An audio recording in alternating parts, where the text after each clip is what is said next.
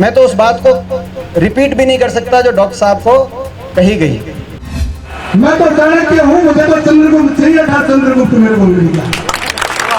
नंद वंश का विनाश करने वाला चंद्रगुप्त मेरे को मिल गया है। हरियाणा में राज्यसभा सांसद दीपेंद्र सिंह हुड्डा के नेतृत्व में पार्टी को एक ऐसा चंद्रगुप्त मिल गया है जिसके नेतृत्व में लगातार कांग्रेस का कुनबा बढ़ता जा रहा है। दीपेंद्र के नेतृत्व में इनेलो जेजेपी ही नहीं बल्कि बीजेपी के नेता भी अपनी पार्टी को छोड़कर कांग्रेस में शामिल हो रहे हैं। जेजेपी के उमेद लोहान, इनेलो के जस्सी पेटवाड़ और हाल ही में कांग्रेस में शामिल हुए हरियाणा कर्मचारी चयन आयोग के पूर्व सदस्य हर्ष मोहन भारद्वाज इसका सबूत है।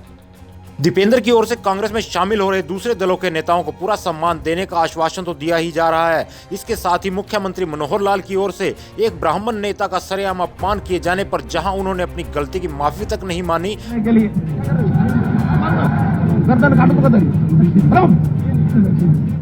वहीं दीपेंद्र ब्राह्मण समाज के हर हुक्म की पालना करने का वादा भी कर रहे हैं। यही कारण है कि अपनी पुरानी पार्टियों को छोड़कर कांग्रेस में शामिल होने वाले खासकर बीजेपी के नेता अपनी पार्टी में चल रही हिटलरगिरी के बारे में भी पूरा खुलासा कर रहे हैं। बरवाला के महर्षि दधीची आश्रम के संस्थापक और हरियाणा कर्मचारी आयोग के पूर्व सदस्य डॉक्टर हर्ष मोहन भारद्वाज ने कांग्रेस में शामिल होते समय बीजेपी के बारे में जो खुलासा किया उसे सुनकर हर कोई हैरान हो गया।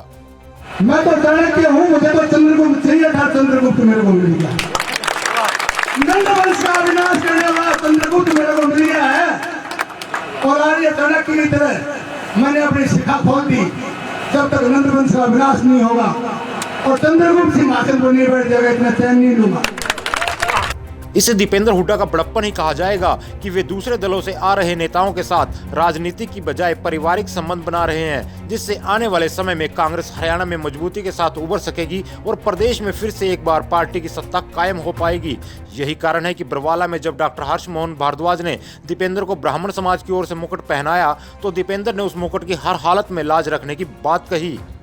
मैं हूं कि नहीं हूं डॉक्टर साहब, मगर आपने जो आशीर्वाद दिया है उस आशीर्वाद को, उस विश्वास को मैं बनाए रखूंगा। उस विश्वास पे विश्वास को कभी मैं टूटने नहीं दूंगा। बड़ौदा में कपूर सिंह नरवाल के बाद कांग्रेस के दूसरे नाराज नेताओं को भी मनाने के साथ ही दीपेंद्र ने यह साबित कर दिया है कि वे भी अपने पिता भूपेंद्र हुड्डा की तरह राजनीति में पक्के माहिर हैं। यही कारण है कि बड़ौदा में हो रहा उपचुनाव अब दीपेंद्र के नेतृत्व में एक तरफा हो चला है। हालांकि बीजेपी की ओर से कांग्रेस उम्मीदवार के खिलाफ कई प्रकार की साजिश रची जा रही है, लेकिन दीपेंद्र की शराफत और लोगों के प्रति उनके प्यार के आगे बीजेपी की कोई भी चाल वहां कामयाब नहीं हो पा रही है। यही कारण है कि बड़ौदा के इस उपचुनाव में वहां की जनता अब किसान और गरीब विरोधी बीजेपी जेजेपी सरकार को करारा जवाब देकर हरियाणा की राजनीति को एक नई दिशा देने का मन बना चुकी है। हल्ला बोल हरियाणा।